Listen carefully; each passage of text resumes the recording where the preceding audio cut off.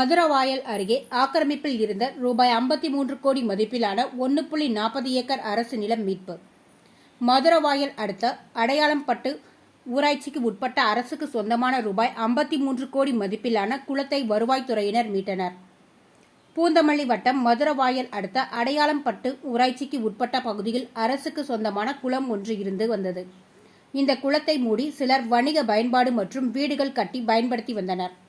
இந்த ஆக்கிரமிப்பு நிலத்தை அகற்ற வேண்டும் என்று கோரிக்கை விடுக்கப்பட்டிருந்தது. அதனைத் தொடர்ந்து மாவட்ட ஆட்சியர் மற்றும் மாவட்ட வருவாய் அலுவலர் அறிவுரைப்படி ஆக்கிரமிப்பு அகற்ற முடிவு செய்யப்பட்டது.